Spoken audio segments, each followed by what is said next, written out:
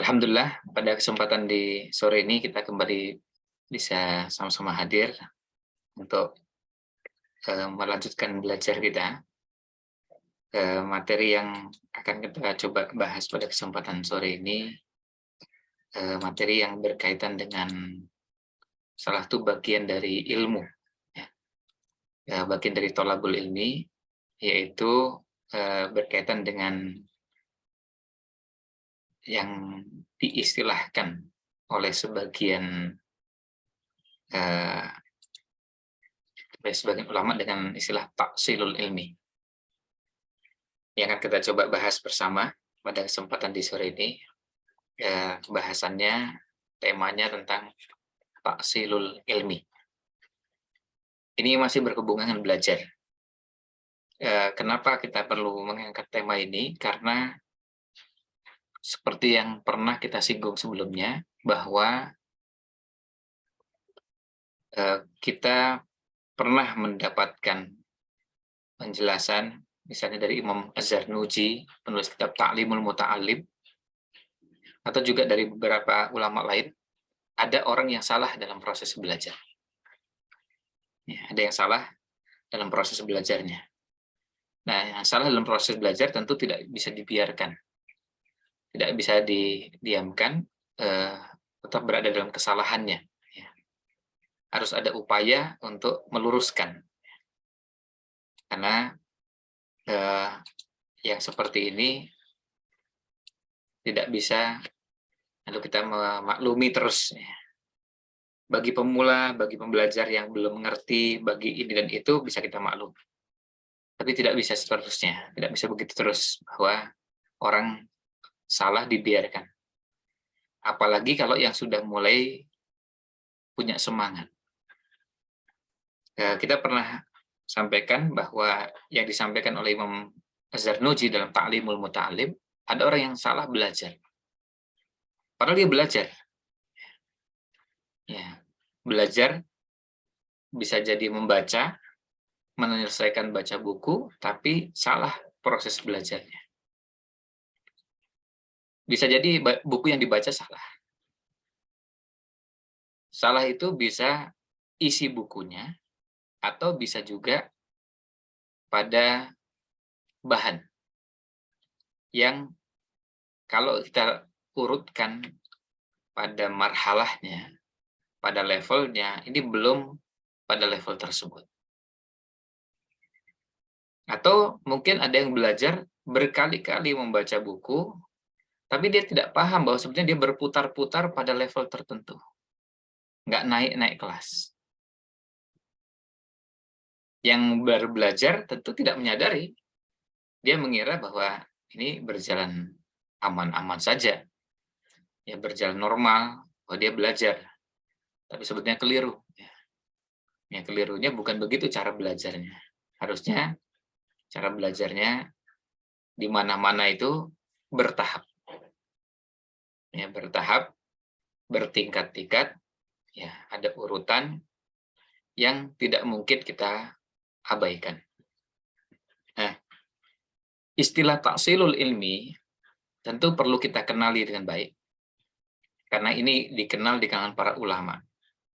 Sama dengan ketika kita mengenal istilah mulazamah. Ya. Ini erat hubungannya antara taksilul ilmi dengan mulazamah. Jadi taksilul ilmi dan mulazamah itu dua istilah yang sangat erat hubungannya. Jadi orang belajar bertahap, urut, itu satu hal yang lumrah dan biasa. Dan memang itu sebuah keniscayaan. Nah, kemudian proses belajar yang perlu bertahap itu dikenal dengan istilah tadarruj, ya, itu adalah bagian dari taksilul ilmi. Tadarruj artinya bertahap atau marhaliyah, yang artinya tahapan-tahapan. Kalau istilah dalam bahasa Inggris step by step, ya, tahap demi tahap. Kalau pinjam istilah dalam Al-Quran, Allah juga menyebutkan ungkapan latar kabun tobakon antobak. Meskipun bahasannya di ayat tersebut bukan khusus sedang membahas tentang bertahap dalam belajar, tapi istilah bertahap, naik tangga demi tangga itu adalah bagian dari proses belajar. Di mana-mana belajar itu begitu. Jadi belajar itu selalu ada tahapan-tahapannya. Nah, kenapa taksilul ilmi ini penting? Karena kita perlu membangun pondasi yang kokoh dalam mencari ilmu. Kadang-kadang masalahnya bukan pada banyaknya buku yang dibaca, banyaknya majelis yang dihadiri, tapi benarnya langkah yang ditempuh dalam belajar. Nah, itu penting. Ya, benarnya langkah yang ditempuh itu penting dalam proses thalabul ilmi. Jadi, pada saat belajar, kita perlu sekali melangkah ini dengan tepat. Kalau coba diperhatikan, cara Syekh bin Baz misalnya belajar. Dan pada saat beliau mengisi majelis, pada saat beliau ditanya tentang beberapa buku, kadang beliau pada beberapa buku tertentu, beliau mengatakan tidak tahu. Tapi kalau ditanya bahasan yang ada pada buku tersebut, beliau tahu. Kok bisa? Karena beliau belajar dengan pondasi yang kokoh, bisa jadi tidak menggunakan buku tersebut, tapi menggunakan buku yang lain. Tapi ulasan dan bahasannya beliau dapatkan. Kenapa? Karena memang satu hal yang lumrah sekarang ini kita temukan ada banyak buku.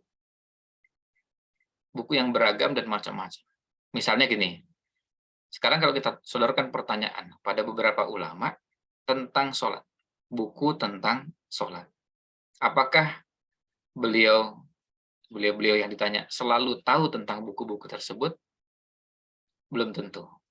Bisa iya, bisa tidak. Tetapi bedakan antara masalah tersebut dengan kita membahas tentang apakah beliau menguasai masalah tentang sholat? Jawabannya, menguasai. Beliau paham, beliau tahu. Tapi beliau belajar menggunakan buku yang lain, bukan buku tersebut. Beliau belajar lewat sumber yang lain, menggunakan maroji yang lain. Tapi yang penting adalah bangunan ilmunya kokoh. Nah, itu yang penting. Taksil itu berada dari kata aslun. Aslun artinya pondasi. Usul itu artinya pondasi. Bentuk jamak dari aslun. Jadi perlunya pondasi untuk ilmu. Jadi taksilul ilmi artinya kita ini sedang berusaha untuk mencari cara agar bangunan ilmu kita ini kokoh.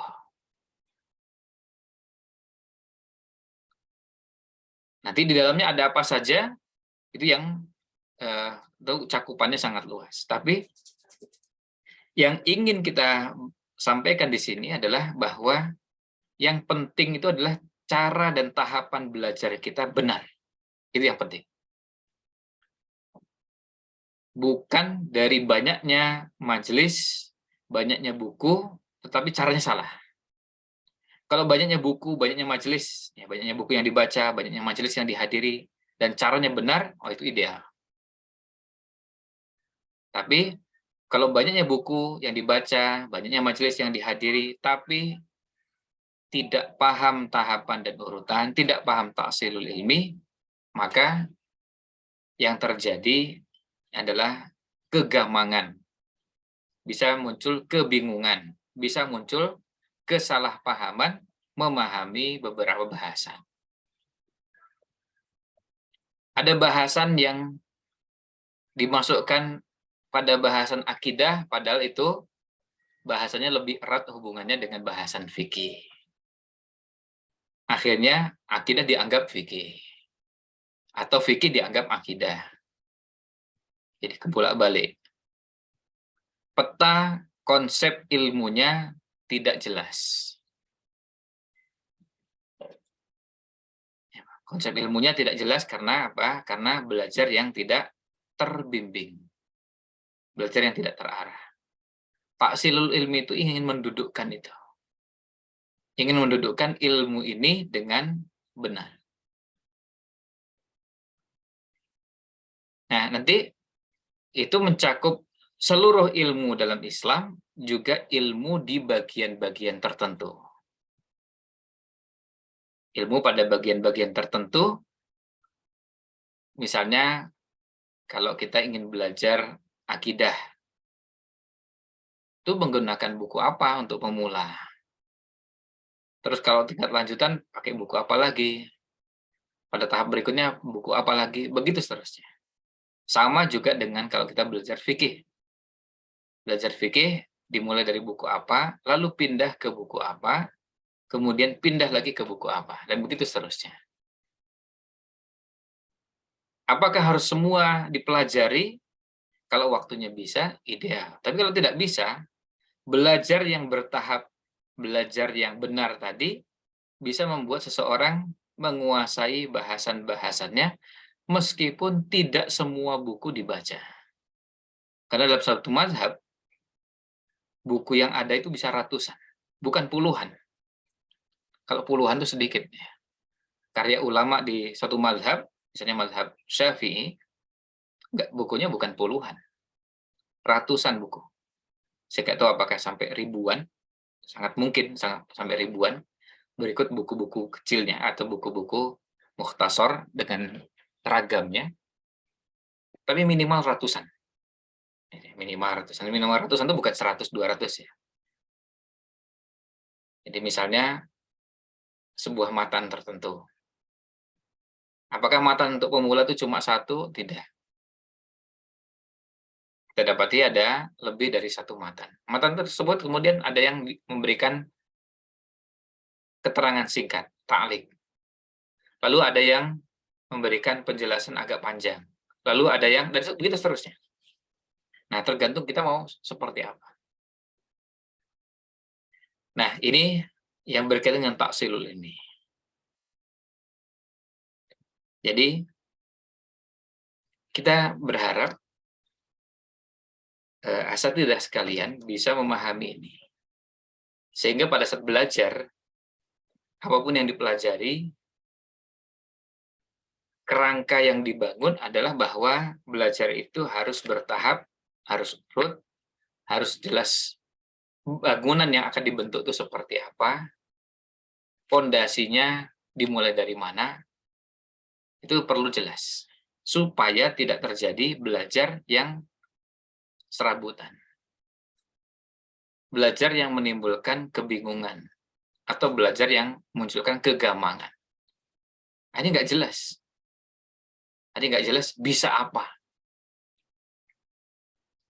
Atau ilmunya akhirnya menjadi potongan-potongan yang tidak menjadi satu kesatuan. Karena belajar yang tidak tertata dengan baik. Nah, ini istilah taksilul ilmi. Biasanya untuk memotivasi, kita mulai dari keutamaan ilmu agama itu sendiri. Itu untuk memotivasi agar kita lebih bersemangat. Seperti firman Allah SWT dalam surat Az-Zumar ayat 9, Allah SWT berfirman, "Qul hal yastawil ladzina ya'lamuna wal ladzina la ya'lamun." Katakanlah, adakah sama orang-orang yang mengetahui dengan orang-orang yang tidak mengetahui? Ini tidak perlu jawab ya atau tidak. Tapi sudah langsung bisa kita petakan orang ini paham atau enggak. Dari apa? Dari perilakunya. Dari caranya membahas. Dari caranya mempelajari. Ini orang ngerti dan orang nggak ngerti. Innama yatadzakkaru ulul albab. Sesungguhnya orang-orang yang berakallah yang dapat menerima pelajaran. Pertanyaan ini bukan pertanyaan yang membutuhkan jawaban, tetapi dari situ kita jadi paham bagaimana belajar itu bertahap. belajar itu urut. Belajar itu dipelajari dengan cara yang sudah dikenal di kalangan para ulama. Belajar tafsir itu bukan sembarangan. Belajar tafsir itu di kalangan para ulama sejak dulu ada tahapannya. Belajar hadis juga begitu, ada tahapannya. Belajar fikih ada tahapannya. Dan belajar ilmu-ilmu yang lain juga begitu. Nah, kemudian keutamaan yang lain, kita bisa lihat dalam hadis di Sahihain, Sahih Bukhari dan Sahih Muslim, Rasulullah SAW bersabda, "Mayyuridillahu bihi khairan", barang siapa yang dikehendaki baik oleh Allah SWT, atau barang siapa yang Allah kehendaki kebaikan pada dirinya, yufaqihu fiddin, maka Allah menjadikannya dia memahami agama. Allah jadikan dia paham agama. Nah, ini menunjukkan keutamaan. Nah, selanjutnya, kalau itu keutamaan ilmu, salah satu dari sekian banyak makna dari ilmu adalah bahwa ilmu itu mengetahui sesuatu sebagaimana adanya. Dan ukurannya bukan ukuran kita. Maksudnya ukuran pribadi kita. Ukurannya adalah yang seharusnya ada pada ilmu tersebut. Biasanya, yang seperti ini diketahui, dikenali oleh para ahlinya, pakarnya. Misalnya, kita ingin membahas bahasan yang berkaitan dengan fikih, misalnya. Lalu kita membaca, kita cari ke toko buku, kita menelaah, lalu kita menyimpulkan, bukan itu. Bukan itu yang dimaksud. Karena bisa jadi kesimpulan kita itu belum sebagaimana adanya. Cara tercepat, bisa jadi itu artinya bisa iya, bisa tidak. Ya. Sehingga yang begitu itu punya potensi atau punya peluang benar dan bisa punya peluang salah. Tapi metodenya salah. Metode yang benar adalah kita konsultasikan, kita tanyakan, minta bimbingan dan arahan kepada ahlinya. Sehingga kita bisa belajar dengan benar dan sebagaimana adanya. Ini pada ilmu apapun. Sama seperti kalau kita misalnya, kita mau bicara tentang kedokteran. Kita bisa lihat pada teman-teman di Fakultas Kedokteran. Mereka belajar apa itu? Oh, ternyata ilmu ini dipelajari lebih awal sebelum ilmu itu. Kemudian buku Indo ini dijadikan rujukan sebelum memahami. Jadi, kita jadi belajar, oh begitu caranya. Kenapa kok ada spesialisasi di kedokteran?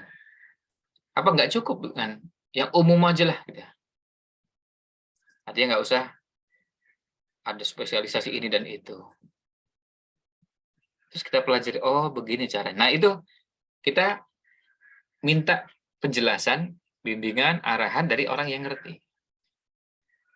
Karena bisa jadi kita memberikan penilaian, tapi penilaian kita salah. Berangkat dari pemahaman yang salah. Bisa berangkat dari paham yang salah, bisa salah yang jadi berangkat dari paham yang salah atau salah paham. Nah, jadi ilmu itu mengetahui sesuatu sebagaimana adanya. Dan ini mencakup bukan cuma materinya. Padahal materi itu sudah begitu luasnya. Termasuk di dalamnya adalah caranya. Caranya membahas, caranya mengkaji, caranya menelaah, caranya. Nah itu, hal-hal seperti itu juga masuk dalam bahasan yang namanya ilmu. Cara membahas sirah nabawiyah tidak sama persis dengan cara membahas usul fikih. Tidak sama persis dengan cara membahas fikih. Termasuk cara belajarnya. Cara belajar fikih tidak bisa diterapkan sama persis dengan cara belajar sirah nabawiyah. Nah, ini berkaitan juga dengan cara. Bahkan di kalangan para ulama, cara menghafal saja. Cara menghafal Quran dengan cara menghafal hadis, cara menghafal materi-materi yang lain itu berbeda. Bagi yang kurang mendalami ilmu, bisa jadi mengira sama aja, kan sama-sama dihafal, masa beda?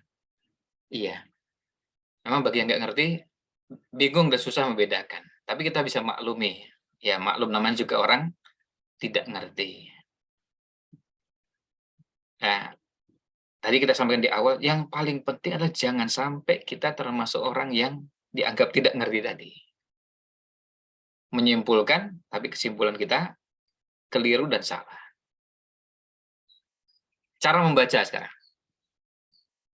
Apakah cara membaca itu sama? Cara membaca buku Sirah Nabawiyah, cara membaca buku tafsir, cara membaca buku fikih, dan cara membaca buku usul fikih, apakah sama? Kalau dianggap sama, berarti kita masih belum paham ilmunya. Berarti kita belum paham ilmunya. Karena jelas beda caranya membaca. Makanya kita mengenal, membaca Al-Quran pun ada berjenis-jenis. Nggak cuma satu, ragamnya. Paling tidak yang kita kenal ada 3 dari sisi kecepatan. Dari sisi kecepatan kita mengenal ada 3 jenis membaca. Ada kecepatan membaca yang sangat cepat, kita kenal dengan istilah hadar. Ada yang sebaliknya, pelan, dan yang tengah-tengah di antara itu. Semuanya adalah cara membaca Al-Quran. Kemudian apa fungsinya? Nanti ada lagi. Beda antara fungsi yang pertama dengan yang ketiga. Padahal sama-sama baca Quran. Nah, biasanya di kalangan para penghafal Quran, mereka mengenali itu. Apalagi kalangan para penghafal Quran, sekaligus juga mereka yang mengkaji Al-Quran, mentadaburi Al-Quran. Jelas nggak mungkin. Jelas tidak tepat kalau ingin tadabur Quran, tapi cara membacanya hadar. Itu nggak pas. Bukan begitu caranya. Maka cara membaca itu berpengaruh dengan target apa yang ingin kita capai. Ini baca Quran dengan beberapa jenisnya. Terus baca hadis gimana? Baca sirah, baca fikih, baca usul fikih, itu beda-beda. Ada yang membaca itu perlu pelan-pelan dan disertai dengan perenungan, seperti sirah nabawiyah. Baca sirah itu memang nggak bisa cepat-cepat. Pelan-pelan, terus dipahami. Kadang-kadang berhenti sebentar, coba dipikirkan, oh iya, ini berhubungan dengan tema. Itu ada yang prosesnya begitu, pelan-pelan. Sirah dipahaminya dengan cara dan model seperti itu. Dan itu pun kadang-kadang kita perlu merenungkan, menghayati apa yang dibaca. Nanti belajar yang lain beda lagi. Itu sebabnya, dari situ kita bisa paham cara ulama belajar. Kok bisa gitu ya? Ketika baca sebuah bacaan serius dan berat, istirahatnya dengan membaca juga, tapi bacaan yang lain, yang ringan. Berarti ada bacaan berat, ada bacaan ringan. Terus gimana pemetaannya? Nah, ini lagi-lagi bukan kembali kepada perasaan kita. Kalau menurut saya, nah itu nggak bisa jadi rujukan.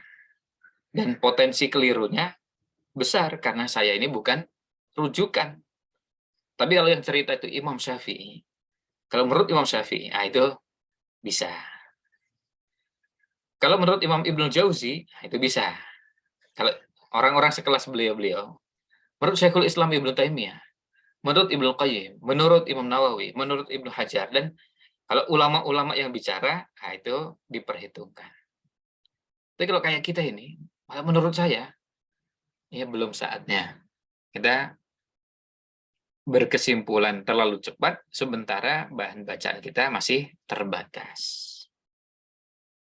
Kecuali kalau kita punya pandangan, punya pendapat untuk hal seperti ini, yang ini tidak dikaitkan dengan ilmu tertentu yang rumit dan mendalam. Cuma hanya pendapat pribadi dan dasarnya cuma perasaan yang tidak bisa dijadikan acuan oleh orang lain. Kalau menurut saya sih, sirah itu, nah itu orang yang mendengar ketika yang ngomong cuma orang seperti kita ini, ya didengar aja, tapi belum tentu untuk disimak, belum tentu untuk dijadikan rujukan, belum tentu untuk dijadikan patokan, panduan, tips, itu belum tentu. Kenapa? Karena belum tentu akurat. Tapi sekali lagi kalau yang mengatakan menurut Imam Ibnu Katsir, nah itu. Kalau Imam Ibnu Katsir yang bicara tentang sejarah, beliau pernah nulis Al-Bidayah wan Nihayah, nah kita dengarkan baik-baik ini. Nah, kalau kita belajar dan sudah seperti itu, tandanya kita sudah mulai mengerti, dan itu artinya punya ilmu. Makanya hadir di majelis, membaca buku. Salah satu bagian pentingnya adalah mengenali bagian-bagian tersebut. Saya senang ketika mendengar kabar dari adik-adik kita mahasiswa yang sedang belajar di Qasim. Diceritakan katanya bahwa di sana itu, ya, di Qasim itu, ada syekh yang spesialisasinya mengajar untuk pemula. Wah, luar biasa. Mengajar untuk pemula. Supaya lebih siap untuk belajar pada tahapan berikutnya. Ini luar biasa. Belajar untuk pemula. Mengajar untuk pemula. Maka buku yang beliau ajarkan yang ringan-ringan. Beliau spesialisnya di situ. Dan karena pengalaman juga akhirnya cara beliau mengajarkan juga sudah semakin bagus. Nah, kalau ini diterapkan pada lembaga pendidikan, kalau kita ngajar anak-anak usia belia, kira-kira seperti itu. Ini yang diajar tuh ya cuma anak-anak usia usia di eh, mulai dari misalnya 5 tahun, 6 tahun, 7 sampai misalnya 12 tahun. Ya dari dulu ngajarnya di usia begitu aja. Nah itu pengalaman belajar, terus termasuk juga membekali diri dengan ilmu yang berkaitan dengan bagaimana cara mengajar anak-anak di usia seperti itu sangat penting. Persis seperti Syekh tadi. Syekh tadi ngajarnya mahasiswa, tapi ada mahasiswa yang usianya, umurnya, usia mahasiswa, tapi ilmunya, levelnya itu masih tingkat SMP misalnya. Ada yang bahkan, maaf, pada bidang ilmu tertentu, levelnya masih SD. Misalnya di usul fikih, oh ternyata ini ilmu usul fikihnya levelnya masih SD. Nggak bisa membedakan mana am, mutlak, mujmal, itu nggak bisa dibedakan. Ini pokoknya sama semua. Nah, berarti ini levelnya masih SD. Umurnya, kalau ditanya, oh saya sudah 23 tahun, wah itu berarti umur mahasiswa ini. Cuma dari ilmunya, levelnya masih level SD kalau gitu. Kalau nggak ngerti dan nggak bisa membedakan am dengan mujmal, dengan mutlak, nah ini berarti usul fikihnya masih level SD. Nah, itu yang membuat saya melihat bahwa Hal-hal seperti ini perlu kita pelajari. Ilmunya kita ketahui, contoh-contoh aplikasinya juga kita ketahui, supaya nanti kita jadi tahu, oh begitu tuh caranya. Ya begitu caranya belajar,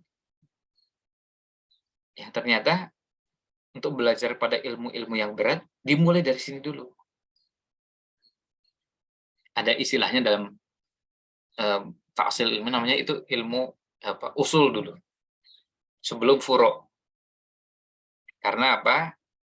Karena kalau usulnya rapuh, maka furuknya bisa dibayangkan sangat rapuh. Man hurimal usul, hurimal wusul. Ya, man hurimal usul, siapa yang tidak bisa atau tidak mendapatkan kesempatan untuk bisa menguasai ilmu-ilmu yang masuk kategori usul, pokok-pokok yang jadi pondasi, maka hurimal wusul. Dia terhalang untuk bisa sampai. Sampai ke mana? Sampai ke tujuan yang ingin didapatkan. Sampai kepada tujuan yang ingin dicapai. Kenapa? Karena memang salah menempuh jalan. Bukan begitu caranya belajar. Sehingga pada saat kita mengatakan ilmu, itu artinya bukan cuma mengetahui sesuatu sebagaimana adanya, itu berhubungan dengan isinya, tapi juga caranya. Termasuk nanti dari situ kita akan menghargai orang dengan kepakaran dan keahliannya. Karena apa? Basisnya ilmu tadi. Oh, ternyata beliau itu ahli di ilmu bahasa. Masya Allah, beliau ini ahli balaghah. Beliau ini ahli nahwu. Beliau ini ahli fikih. Tapi beliau ini ahlinya fikihnya fikih muamalah. Oh, beliau ini ahli. Nah, itu artinya kita punya ilmu, mengetahui sesuatu sebagaimana adanya. Termasuk mengetahui seseorang sebagaimana adanya. Itu namanya ilmu. Kita jadi tahu, oh ternyata beliau ini memang mumpuni di bidang A, tapi kurang mumpuni di bidang B. Karena memang beliau menekuni ini. Nah, yang menekuni ini kita kejar. Kita coba cari ilmunya, kita gali, dan dapatkan sebanyak-banyaknya ilmunya. Ini namanya ilmu. Jadi kita kejar ini. Kita upayakan, kita dapatkan, sampai kalau itu ujungnya, ya kita sampai dapatkan ke ujungnya. Itu kalau kita menggunakan istilah ada ujung ya, meskipun ya ini istilah ujung dan tidak ujung itu cuma istilah pendekatan aja. Ya. Intinya adalah bagaimana ilmu itu mengetahui sesuatu sebagaimana adanya. Nah, kemudian tadi ada keutamaan ilmu, sekarang ada keutamaan belajar agama atau thalabul ilmi. Itu bagian ini kita tidak akan panjang membahas ini, tetapi kita akan tunjukkan bagian-bagian yang berhubungan dengan taksil tadi. Hadis yang sangat populer, man salaka thoriqan, siapa yang menempuh jalan, yaltamisu fihi ilman, dalam rangka mencari ilmu, dalam rangka menuntut ilmu, sahhalallahu lahu bihi thoriqan ilal jannah. Allah akan mudahkan baginya jalan menuju surga. Hadis ini mengajarkan kepada kita bahwa menuntut ilmu itu ada thoriqan, ada jalannya, ada jalurnya. Ada jalan untuk menuntut ilmu. Ini jalannya, bukan itu jalannya. Maka, kalau orang belajar itu, salah satu yang perlu diketahui adalah thoriqnya. Jalannya itu kemana? Jalan itu jalan yang mana? Dan itu mencakup semuanya. Seperti tadi kita sampaikan, bukan cuma materinya. Maka kadang-kadang belajar itu yang kita pelajari caranya belajar. Jadi belajar caranya belajar. Bukan belajar isinya, tapi belajar caranya belajar. Itu bagian dari proses belajar. Misalnya kita mau belajar, saya mau belajar nahwu, saya nggak bisa bahasa Arab. Terus kira-kira kalau untuk pemula seperti saya, cara belajarnya gimana ya? Cara belajarnya. Terus nanti, oh pakai buku apa? Nah, nanti begitu. Siapa yang mengajarkan? Nah itu menunjukkan ada thoriqon, ada jalan untuk yaltamisu fihi ilman. Dan ternyata bisa jadi ada orang menghabiskan waktu panjang, tapi caranya yang keliru. Bahkan pernah ada yang konsultasi, menyampaikan, saya ini sudah mengikuti beberapa kali daurah dan membaca beberapa buku. Tapi dari yang disampaikan dan yang dipahami kelihatannya tadi proses belajar yang tidak tertib, materi yang didapatkan tidak dikuasai dengan baik, akhirnya nampak terlihat ada kesalahan memahami beberapa bahasan. Karena apa? Karena tidak bisa menempatkan bahasan itu pada tempatnya. Kerangkanya itu nggak jelas.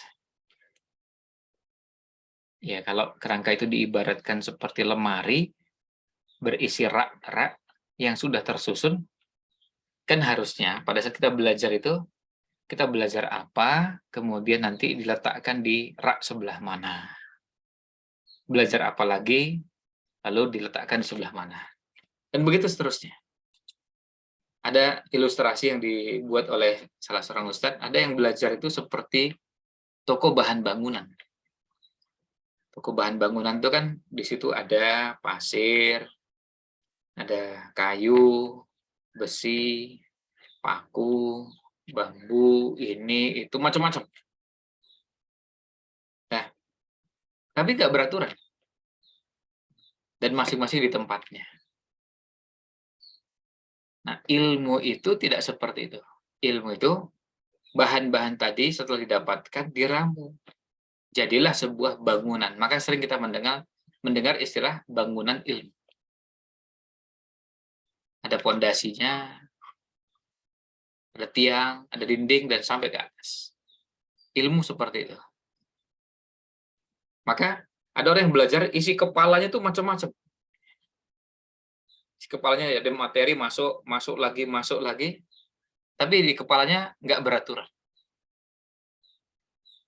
Tidak tertata. Yang ada di kepalanya adalah tadi, bahan-bahan yang tidak beraturan. Nah, sayang, kalau bahannya banyak, isi kepalanya nggak beraturan, akhirnya muncul kebingungan dan kegampangan. Nah, ini menunjukkan bahwa ada thoriqan, ada jalan. Maka, nah ini salah satu dari sekian banyak bahasan dalam taksilul ilmi, kita mengenal ada klasifikasi ilmu. Ini pun bisa dibagi dari beberapa pendekatan, dari beberapa sisi. Kita bisa membagi klasifikasi ilmu dengan beberapa pendekatan. Salah satunya ini.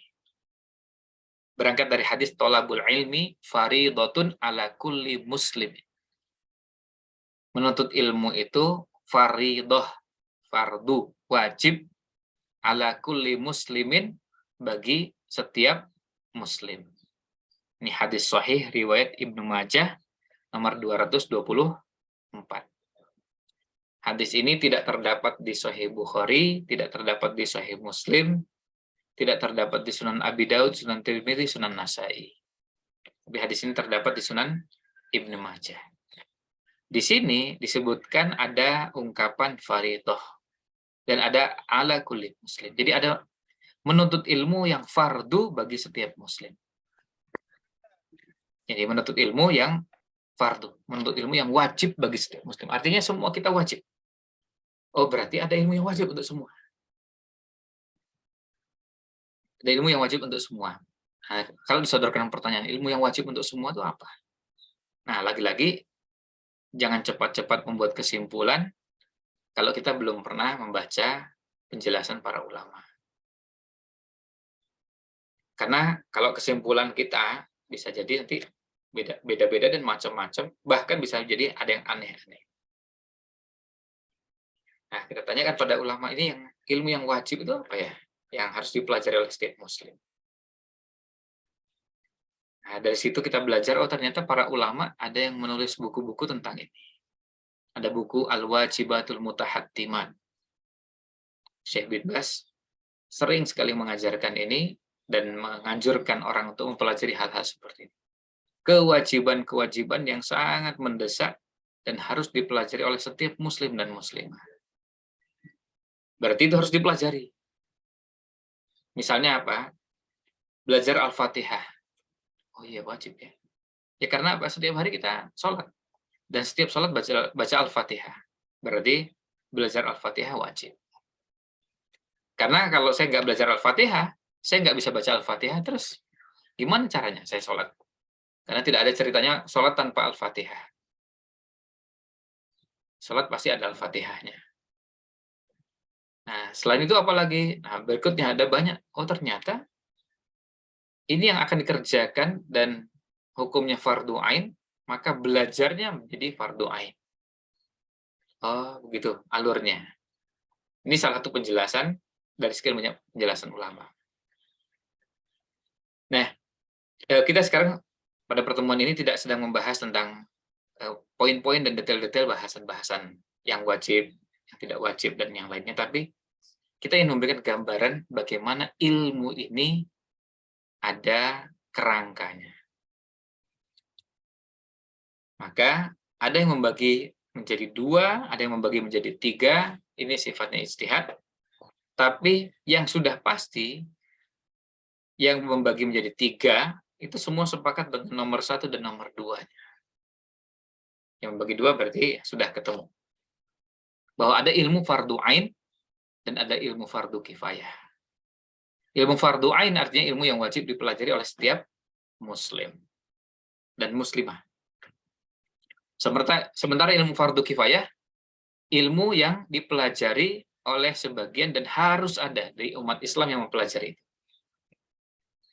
Jadi harus ada umat Islam yang belajar ilmu fardu kifayah. Tidak boleh tidak, harus ada. Tapi itu pun kata Imam Al-Ghazali itu dengan rambu-rambu. Di antaranya misalnya ketersediaan. Ilmu tersebut yang mempelajari sudah banyak atau belum? Kalau sudah banyak, jangan. Kalau sudah banyak, sudah cukup, ya jangan. Kita jangan belajar ilmu itu. Karena itu ilmu fardu kifayah yang alhamdulillah sudah banyak yang mempelajari dan sudah tercukupi. Sebab jangan-jangan nanti ada fardu kifayah yang lain yang belum dipelajari sementara menumpuk pada sebagian yang lain.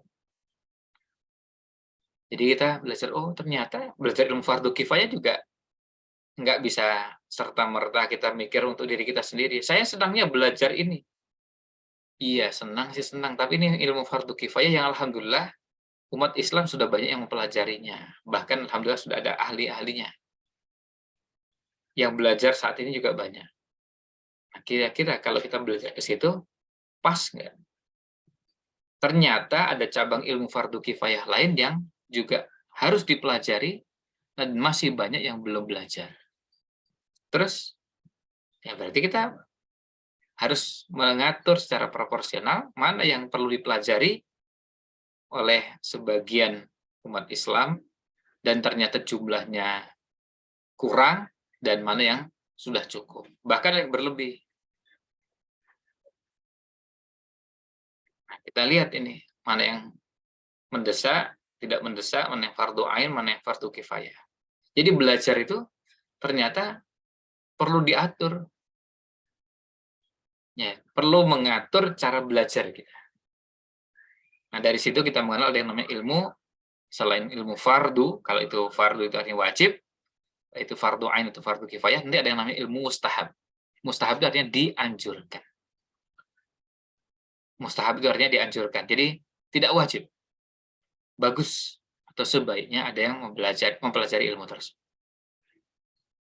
Nah, ini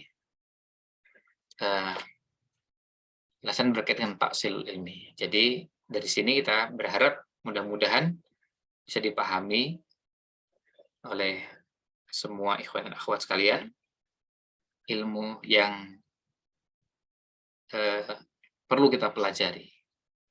Dan ini masuk dalam kerangka yang namanya taksilul ilmi.